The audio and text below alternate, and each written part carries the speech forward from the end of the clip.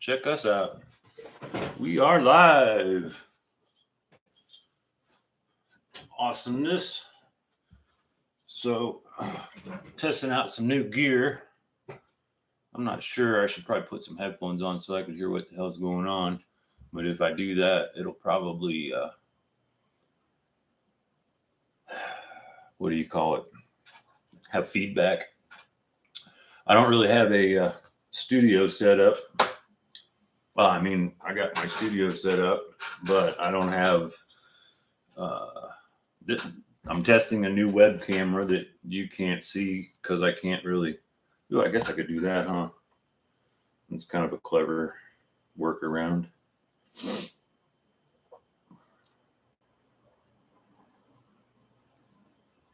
see if I can, let's do video.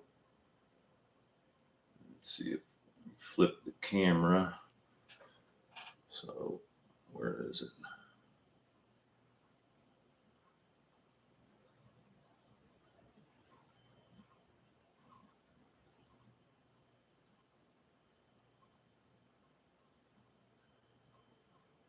I'm not sure why this isn't working right. Is it because I'm doing it the wrong way? I don't know, man. Come on now. I'm supposed to be able to see the dang camera.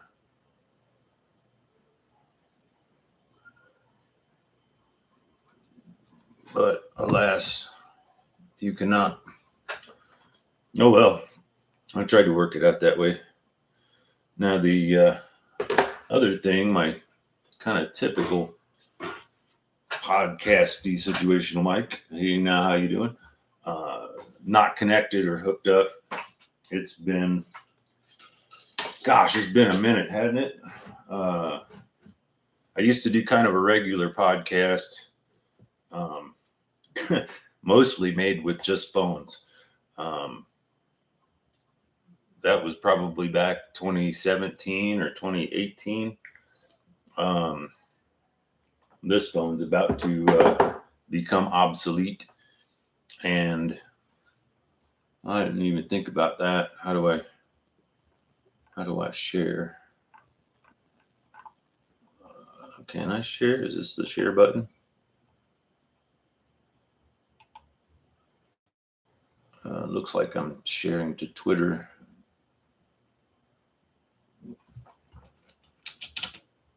Oops.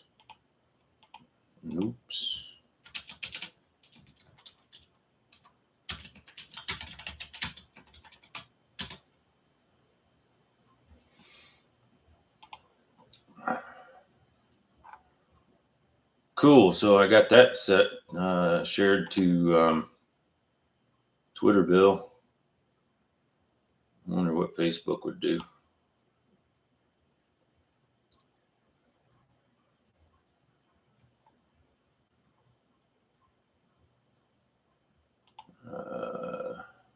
Looks like I did it correctly. Cool beans. So we'll see if somebody shows up. I guess in the meantime, I can do my normal due diligence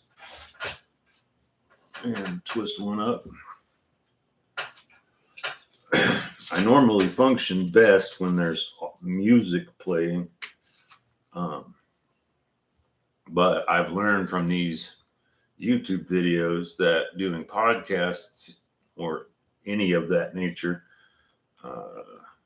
can be very difficult dealing with the copyright bots. And so as opposed to dealing with it or hassling with it, I figured most importantly, damn, I look old.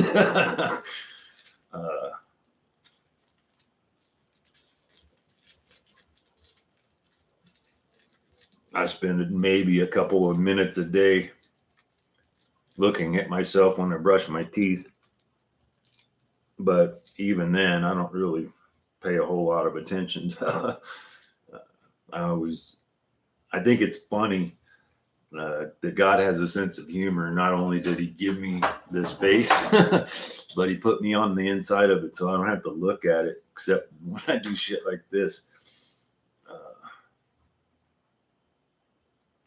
best twist job, but it'll function.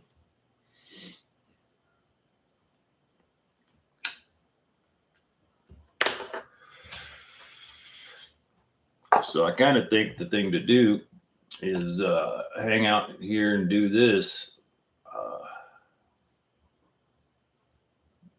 I believe it's possible that someone could show up, but if not, what you can't see is back there on that laptop. Oh, look, my rope factory.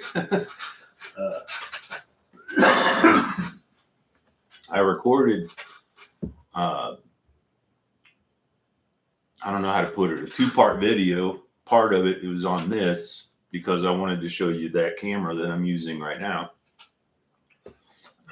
Because a lot of what I'm trying to accomplish here in the next 3 weeks is essentially getting accustomed to using this laptop, using my phone. I don't hardly use it. I'm home all the time, so what the fuck do I need a phone for? But when in this whole brand new process, like I'm pretty sure I mentioned on the video. Now I had to use a editing program to match the two. So this and that camera, production value. I'm just trying to get through the motions, and also to figure out what I'm going to have to contend with during my time there. Excuse me. I figure I'm normally, it's not much different than normally, challenged for cash, but if I can sell all the shirts that I have, I should come back with enough money to make a second or third or fourth trip. I have regularly considered, they have a couple of different passes with Frontier, as far as a month pass, which is $150, or a summer pass, which is $400. And in a perfect world, I'll be able to make this trip, sell all my shirts, well, with the exception of the ones that I give away, or I've got a good handful of people that I have in mind that would be deserving, or that I'd like to give a present to. And I'm not looking to go to a scene without something. And I realize probably a lot of comedians, AKA quote unquote, comedians, do not have t-shirts and merchandise. And that to me is not a comedian. That to me is just funny. And I'm not trying to be that kind of funny. I'm a different kind of funny. But also with this camera, part of the trip is to learn if and when and where or how I can record any performances down there, so I can then re-upload them either when I'm down there or when the trip is completed. I think it's numerically funny.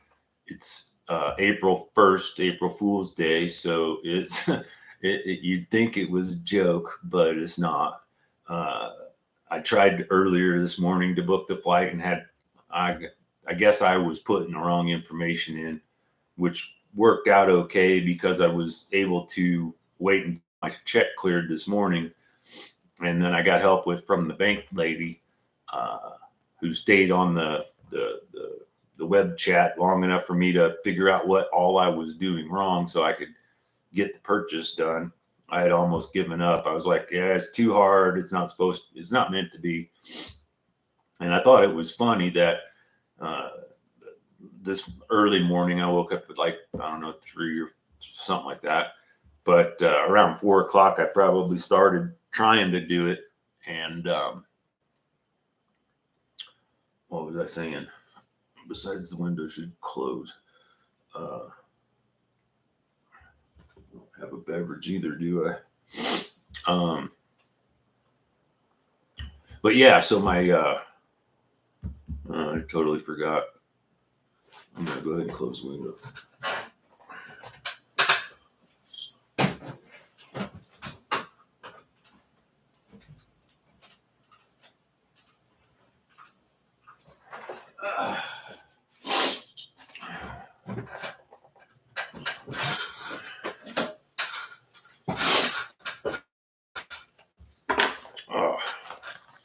So yeah, this is business as usual, I suppose, as far as my my normal day to day. But what I was getting to with the idea of the trip is, if I sell the shirts, I hopefully will both be able to pay off the trip. I think 10 shirts would pay for everything: the flight, the bags, the maybe a couple nights in the hostel. Granted, I'm in there for the 420 celebration. Also that weekend, Adam Ray is doing his Dr. Phil show, and all of those shows, unfortunately, are sold out. I even tried to buy a ticket for the open mic on Sunday and Monday at the mothership, but they were also sold out.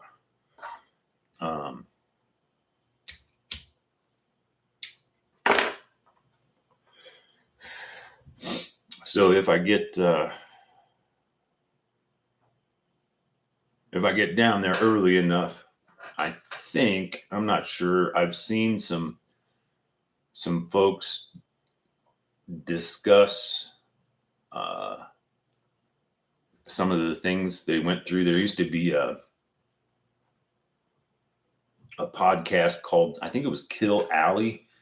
It was essentially all the people for Kill Tony. It was somebody from out there that would go around and podcast and, comic on the street type of thing, which I could see could be fun. But also there's just the whole process of learning what's working. I have the whole reason that half my studio is kind of down and in shambles is I had some kind of something issue with Windows. So I had to start over from scratch for everything pretty much. And then I got this laptop just for this trip, in that the camera has, I think, 6.5 or 7 hours of frame rates. However, the way that it's set up now, it's just functioning as a webcam and a microphone, which is again why this one isn't hooked up, because it's a USB microphone and not a I guess for this camera it's an 1/8 inch. This camera, it's an 1/8 inch. But the idea is that I'll get accustomed to using all this equipment, as well as understanding, like, I've known for a long time that whenever you have to make a video, anytime you have to render that video, it takes a whole, and I didn't think about that, but I might be able to connect this camera to my phone and use that camera while my phone can stream it. I wonder if that's going to be possible. I'm pretty sure, I'm almost positive I can stream just with the phone, but the phone's a junky Obama phone and doesn't work on a selfie stick or anything if I were to do a man on the street or something like that. Currently, my expectation, where'd that? Oh, Oh, it's already on the selfie stick. I got the camera hooked on a selfie stick and sitting inside of a mic stand. And the hope or the idea, the anticipation is that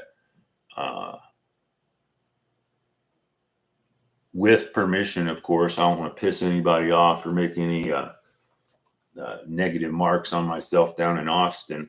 I'm aware of 3 clubs, the Mothership, Sunset Strip, and Creek and Cave, all of which have at least 2, if not 6 or 7 nights in which they have an open mic. And the cool part about that, as opposed to what I've seen from bars that do open mics, those 3 are all like legit. I don't know how to put it. They're real. It's not as if it's just a microphone and a single speaker stuck over in a corner and on the slowest nights of the week open to random open mic night hacks people. And I don't know that it's the same in every city, but I assume with all of the comedians that are thriving in Austin, and also the awareness and reality, as far as I can see, the Mothership is not required to make money. I don't know if that makes sense, but Mr. Joe owning the Mothership means that, and the whole business model, which is like, I don't know, I'm not sure why it's not the standard. I think it should be, but reality is, unlike a lot of other comedy clubs, they emphasize paying the comedians better than most, because that's the only way anyone gets better at it.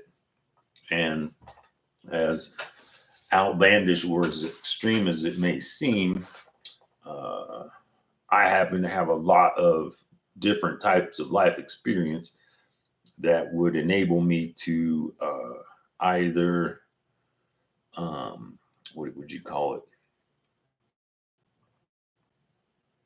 Consultation.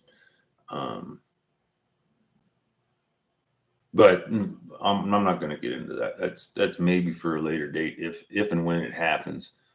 One of those, just keep it on the DL. But yeah, I was kind of hoping that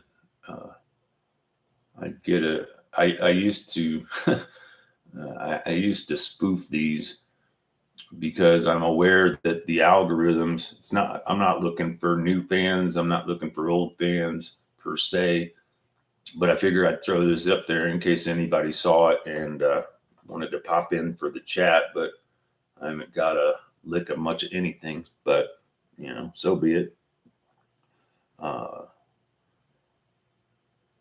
Part of it is I said I was going to do an update, and I don't think I've done any kind of update, have I? On this channel, the last thing you saw was a year ago, and that was my second real set.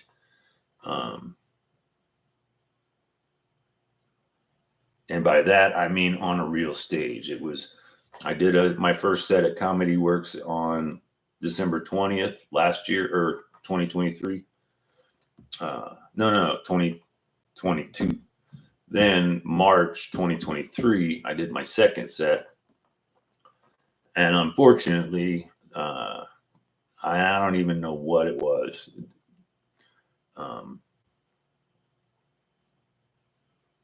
But I submitted a script, not knowing the process, and simply asked, could I use an extra spotlight for an important bit, a gag?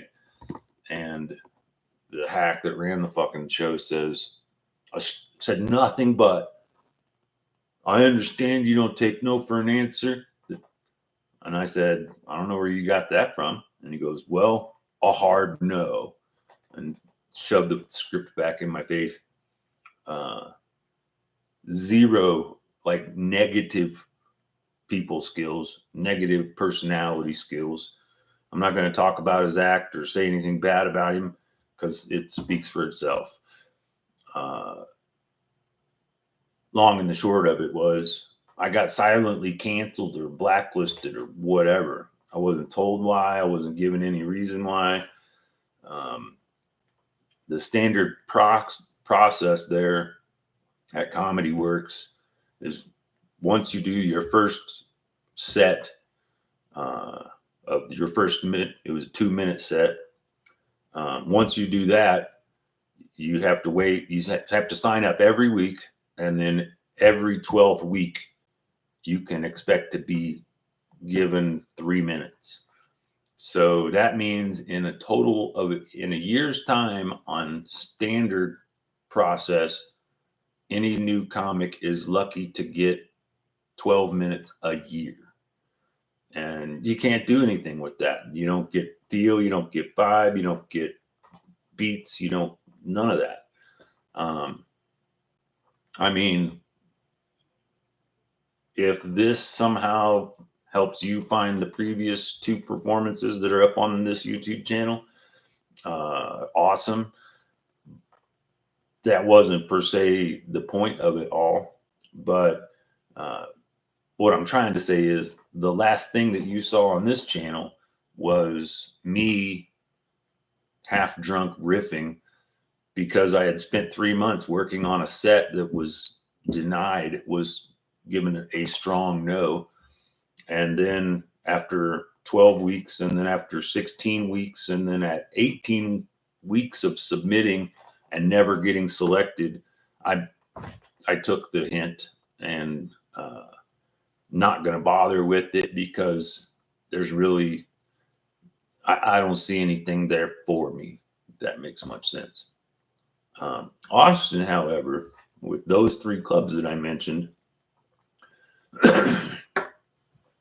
offer a much better opportunity.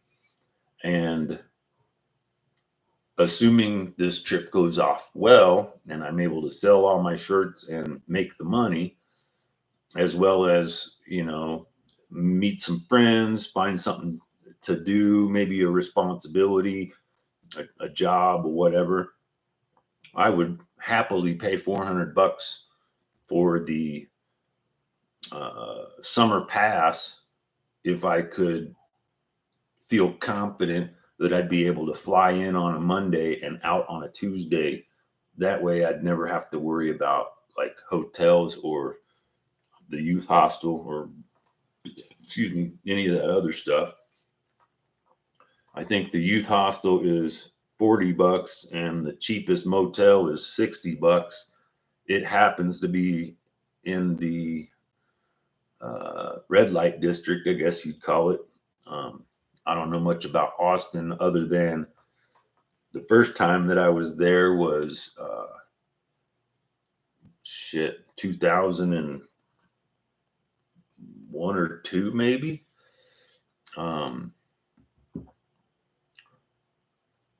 The second year that Bonnaroo happened, me and a hippie kid and some random girl I met on Craigslist drove to Bonnaroo, and then Doobie, and the kid's name was Doobie. He and I we're both born in Kansas City, so we went back to KC. There we met some kids that gave us a ride. They were going to go to High Sierra Festival, and going across the Texas Panhandle, one of the kids was listening to me tell a story and spun around without a seatbelt on. So we got pulled over for that. Come to find out that the driver was a kid who was running away from his rich family and the promise or threat of being sent off to military school.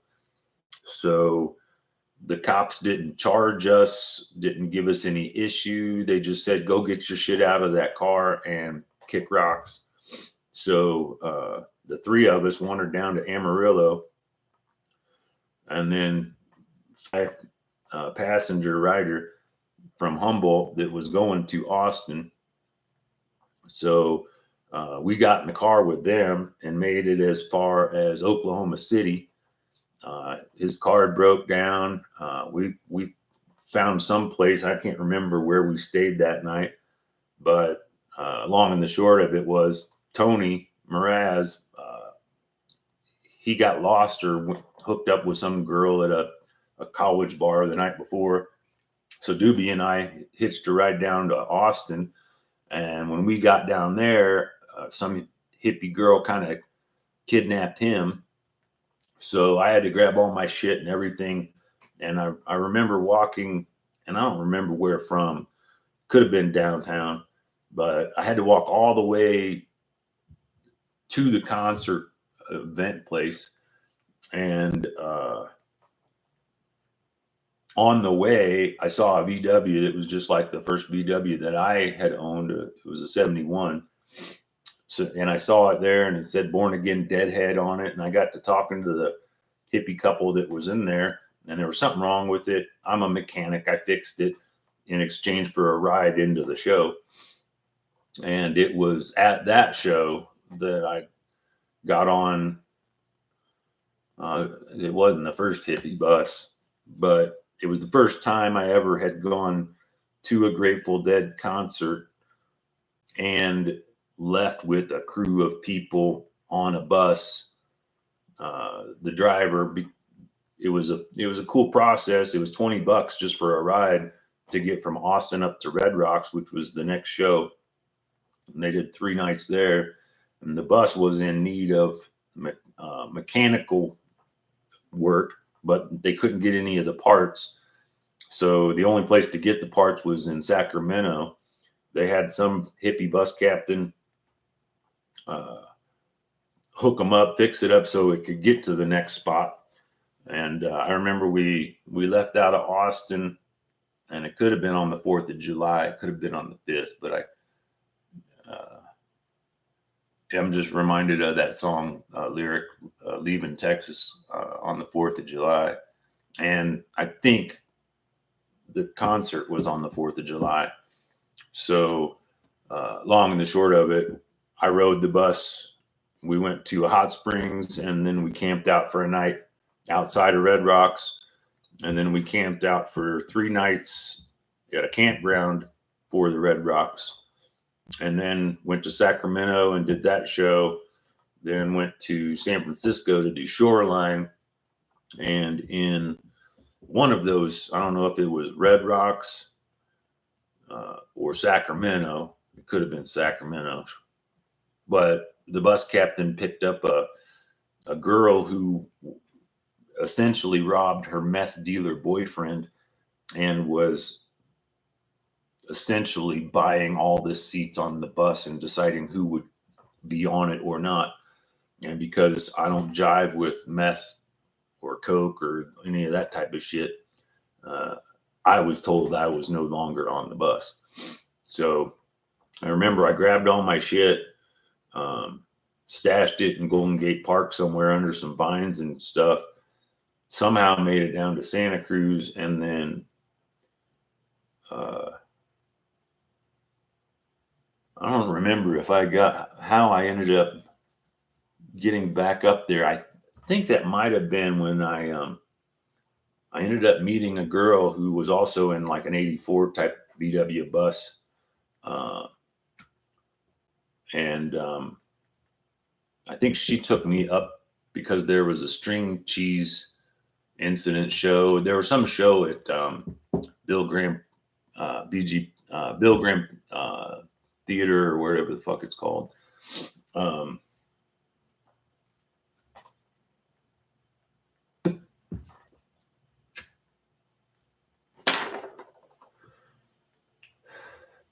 I think that's when I got all my gear out of the bushes.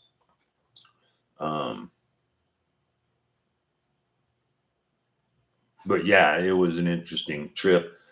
And I think the second time that I was in Austin, I actually got invited to San Marcos uh, during that first trip when me and Doobie and Tony got dropped off north of Amarillo.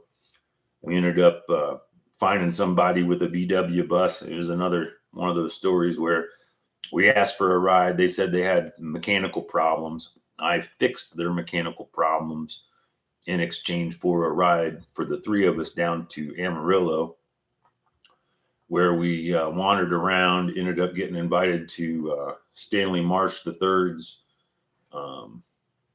Toad Hall, and I ended up bouncing that after day one because super wealthy people can be kind of freaky. And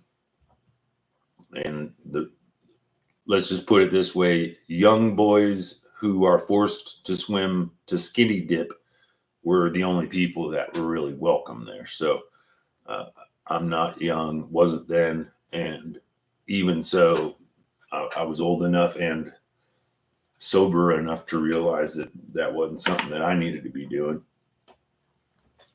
But anyway, I met this girl on that trip, and I can't really remember how we reconnected, but when I was in St. Louis trying to get some shit handled,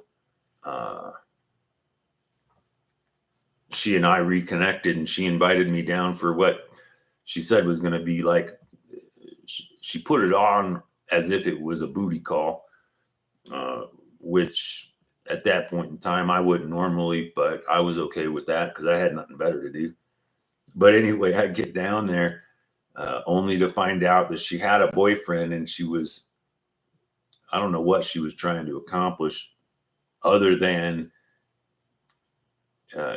I knew that there was something. She had a problem with my timing, and I'm not sure if she was trying to cheat on him secretly, or it seemed more like she was trying to have me and her hooking up without me knowing that there was a him, so he could catch us in the act. And I remember on that trip, that was probably 2006 or 7, maybe 7 or 8. I don't know.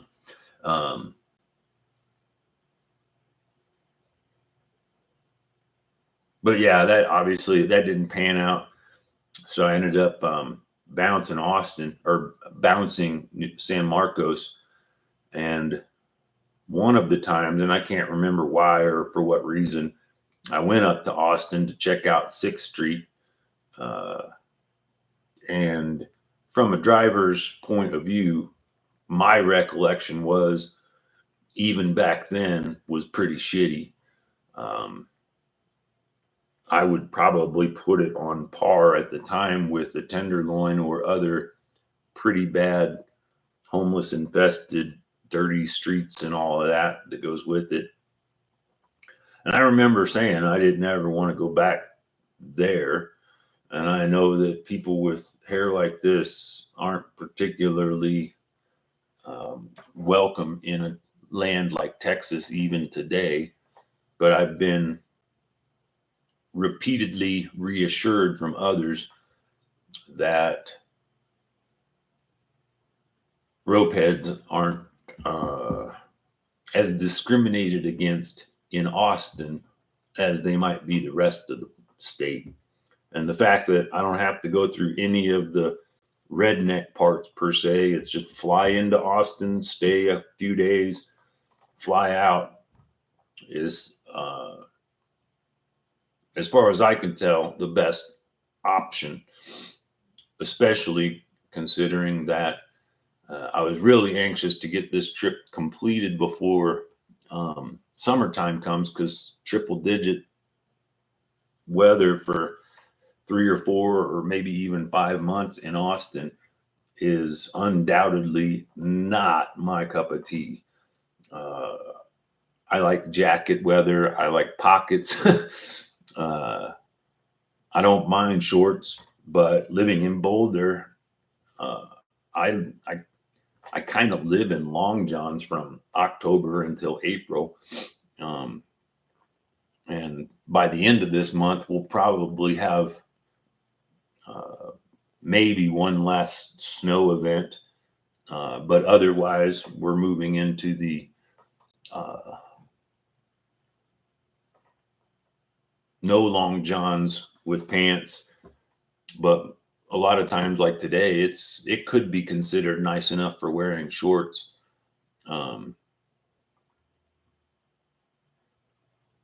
All of that I'll also have to figure out. But the idea of going to Austin this time while it's still cool there means that there won't be a too crazy or too extreme of a jump. So I can still wear my jacket and my pants when I get on the plane from here, and I shouldn't be too overdressed down there. If I'd have gone a month ago, I'd have definitely been wearing long johns for the trip, which may or may not have been comfortable on the plane.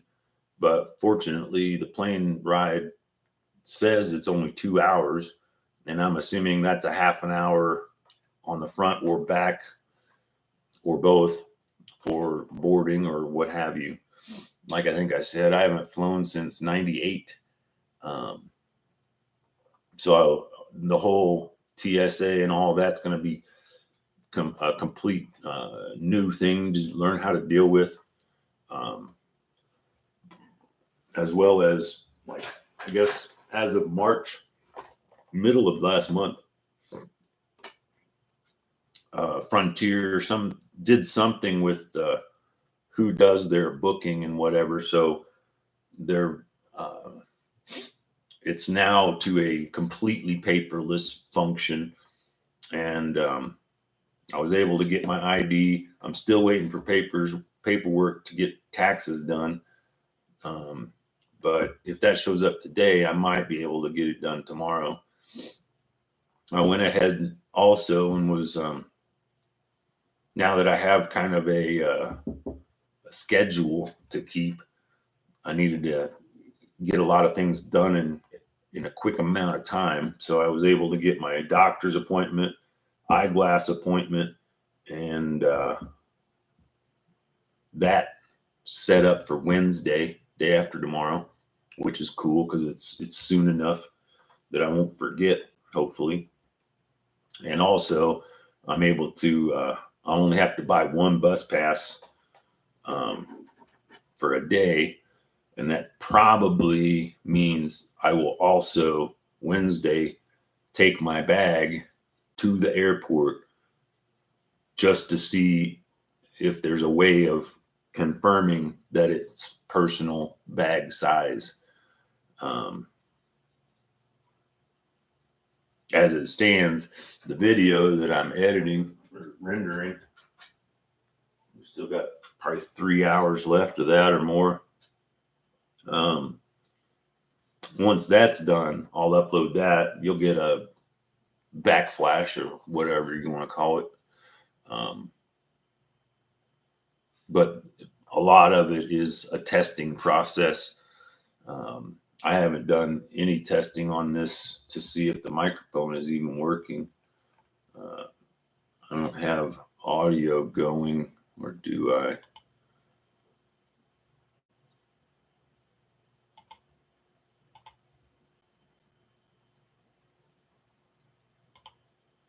Yeah, I don't know. Anyway, where am I at? 39, 40, 20.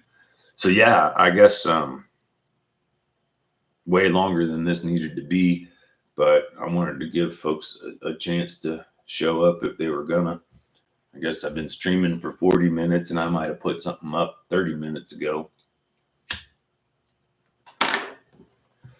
But that's kind of where we stand for the time being. Damn, I look crunchy and old.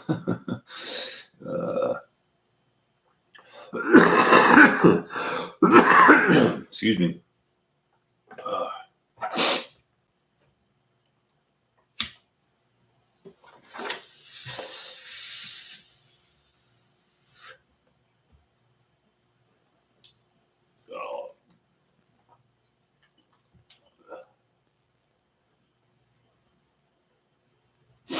part of the hope or the anticipation, and why I'm doing the test with that, is I'm hoping I can find out what the limits are so I don't over exceed them. For example, this morning, the video that's rendering, I started recording with this camera on 2 batteries I was assuming were fully charged. I don't know that for sure, but I'm assuming it. Nonetheless, I'm also currently charging up all of my rechargeables, and I'll probably do that again just to make sure a night or two before the flight. But the current itinerary, from what I recall, I guess I could look at my email and see exactly what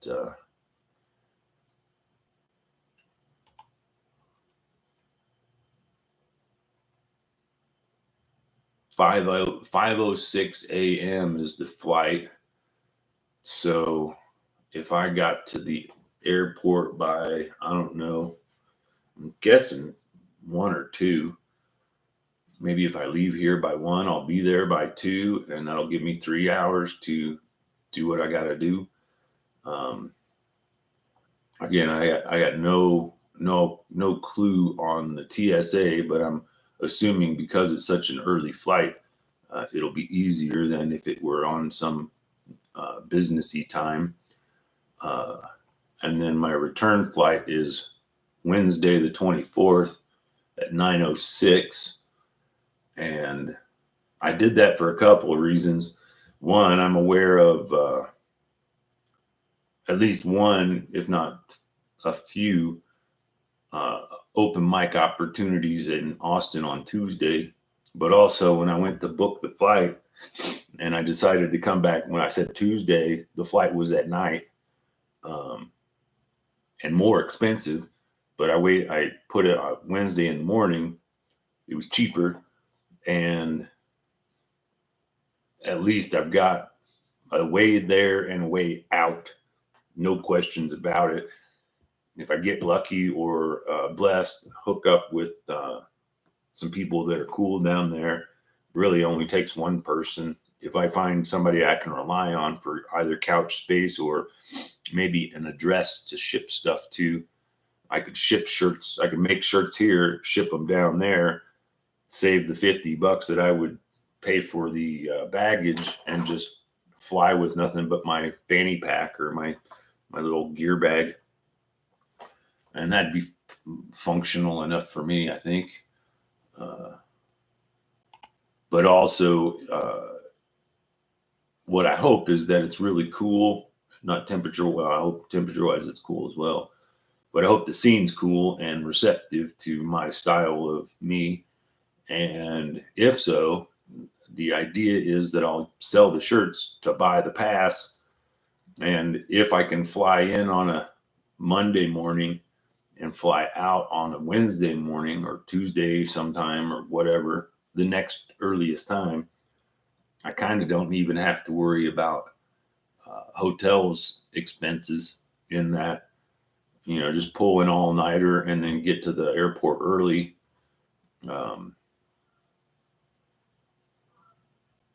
If I have one of those passes, I assume I'd be able to sleep in the airport, no different than if I was on layover or waiting for a flight. The challenge with that is you're only able to book the flight 1 day in advance, I think. You can do it a little earlier with an additional fee. But the point is, you pay $150, and then all you have to pay for is the taxes and other things, which this last trip, this first trip that I'm taking, I don't know what happens if I open that.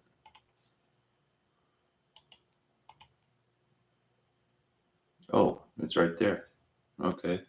Oh, it's right there. And I got audio. It's a little delayed, but that's cool.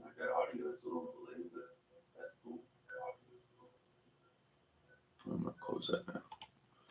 At least I know it's working.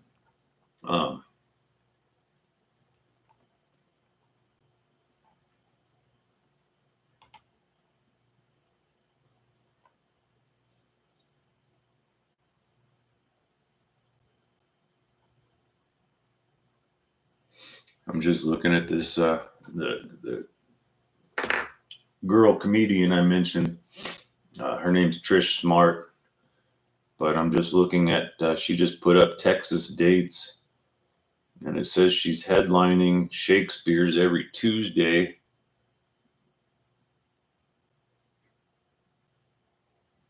Or maybe she's doing the show every Tuesday, but she's headlining on 4/2 and 4/21.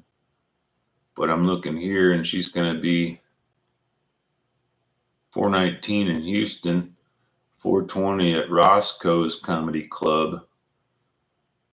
But it looks like she's around for a little while. Then I see, I have no idea where Leandra or Bastrop is, or San Antonio. But she's got 1, 2, 3. She's got a lot of cool dates. And anyway, she's a Burning Man girl.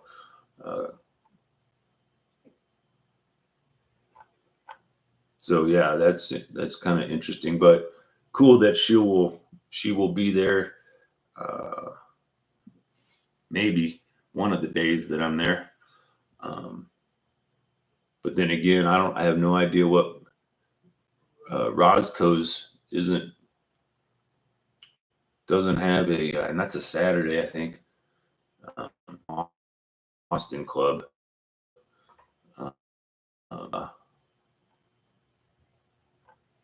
Cool though. So yeah, still hopeful that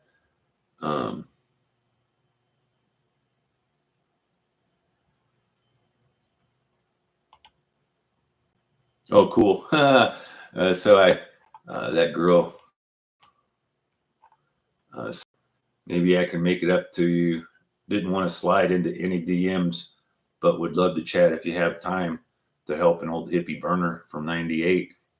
Hit me up. If a girl ain't gonna call me, I don't need to be bothering her. And who knows what her deal is or what she's about. It's kind of like you meet somebody who says they're a deadhead, and you're like, "Oh, cool," and then you find out maybe they're not the same kind of deadhead as you thought they would be. So the idea that she's a Burning Man person, and having seen her perform on the Kill Tony, I feel reasonably confident that we would get along, but who knows?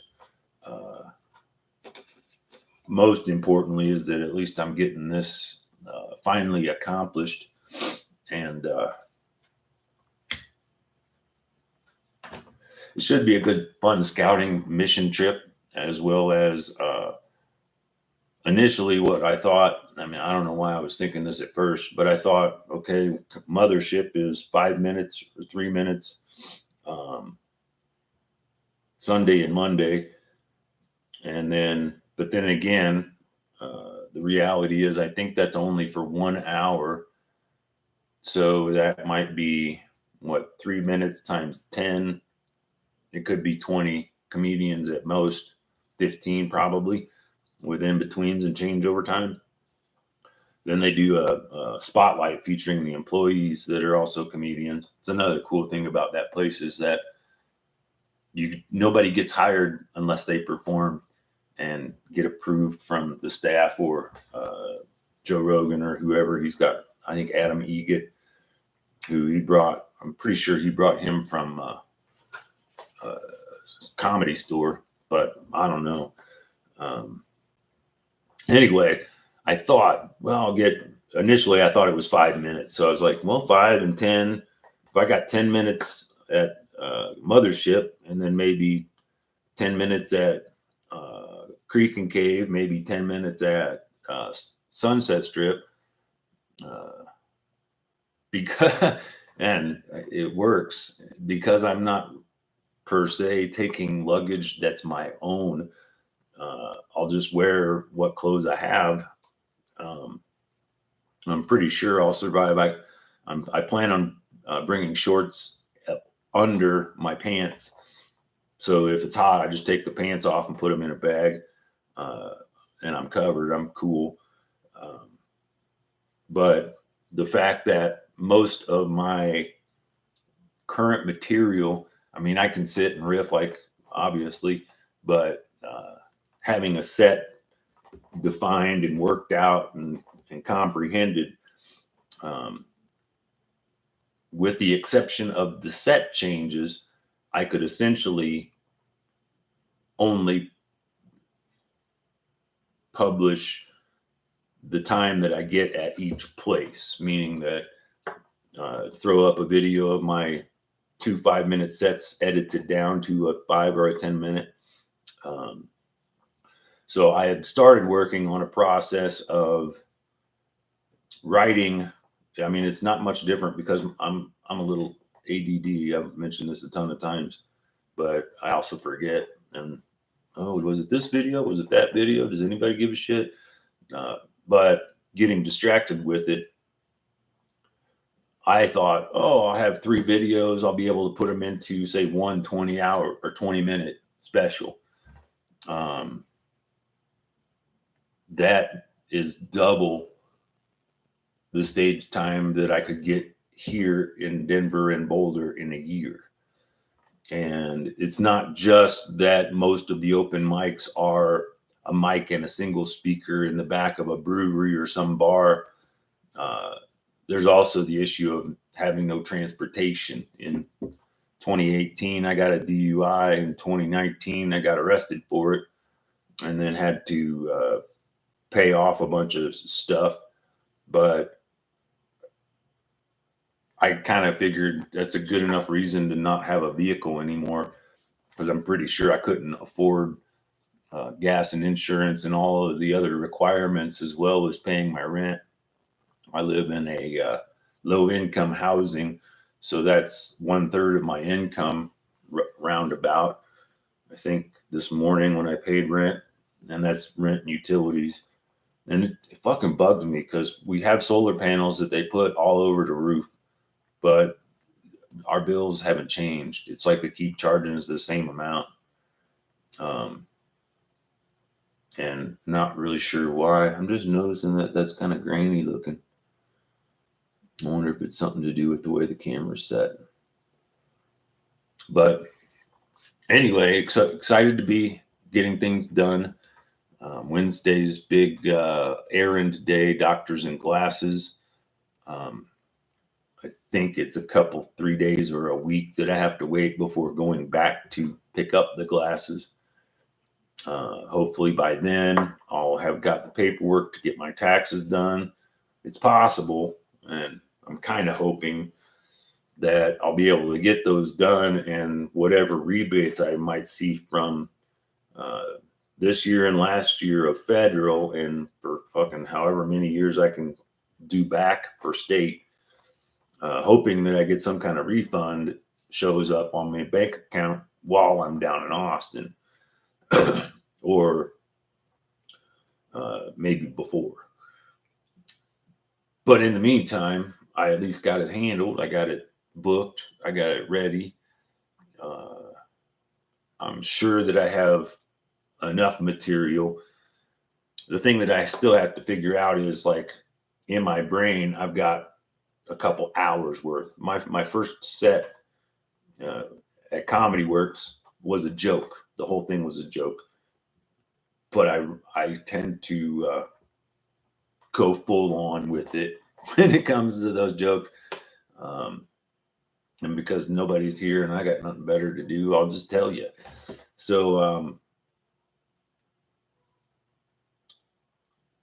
2018, 2019, I was aware that my physical condition was getting more demanding, I guess I could say. I have a thing called degenerative disc disease, which can cause pinches of nerves in my neck and also my lower back. Right when COVID hit, backtrack, 2019, I knew that I wasn't going to be able to continue doing stagehand work. I'd been working for the stagehand union for a couple, 3 years. And I knew that was coming to an end. And I also found out that accepting this low income housing voucher because of my disability meant that I had to quit working entirely, because what's the point of having a menial hourly job when half of that money I don't see because they considered an overpayment. I only get 90% of my Social Security check because of all of the stagehand work. And I think I still owe them like $5,000, something like that. And they take out close to 100 every month, 90 something a month as a paying that back. But long and the short of it, I knew that comedy would work because I can sell shirts for cash, and that's unreportable. I figure if I get any big gigs and they demand paying with a check, I'm just going to make them give a donation to the homeless shelter here in Boulder, because I can't show any earnings. So there's lots of challenges to try to figure out and overcome. But getting the trip in, I figure I'd be able to finally, because remember, I had an hour ready at the first night I did 2 minutes. If somebody said, you want to do an hour next week, I'd be like, yeah, sure, I'm ready.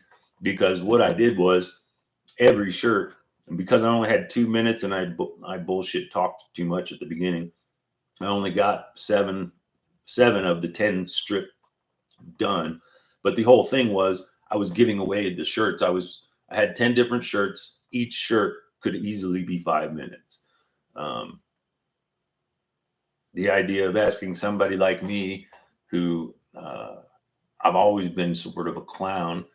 I'm usually pretty good entertainment, or at least most of the people that I worked with in the stagehand industry thought so, because to me, we're always kind of laughing and joking around.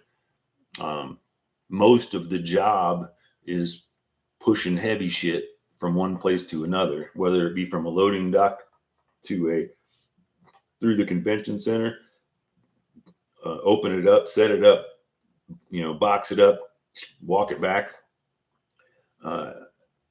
90% of it wasn't very mental. A couple of times I did gigs for the union that, like a sound engineering gig, which is boring, but something that I can do. And also more engaging because I'm sitting there learning about something that I never knew about. And that was kind of cool. But I just looked up and saw 59 minutes. And I feel like I said that I was going to do some kind of something, but I can't remember what it was. Something about telling a story that I hadn't told before. And it might have been the whole blacklisted, canceled from the hack master general. Word came down from the Facebook that he's stepping down, but he's still there. And even if he wasn't there, it wouldn't matter, because they don't provide anything like Austin can for a comedian that's working at the most frustrating part about it is 2018. I had a conversation with Wendy Curtis, the owner of Comedy Works. And after understanding what I was about, I said, how do I advance from where I'm at? And she said, you need to do 20 minutes. I assumed that 20 minutes was something easy to find. Without a car, without connections, it's not. The hope is that I can go down to Austin, meet some connections, maybe impress a few people to a point where they feel I could feature, do 5 minutes sometime. I think more importantly, though, I'd have to find somebody that I jive with, because when you go on tour with people, you're probably around each other a lot more than any other time. So anyone worth touring with, I wouldn't want somebody who didn't want to also hang out on those off times. But we'll have to see how that happens when it happens.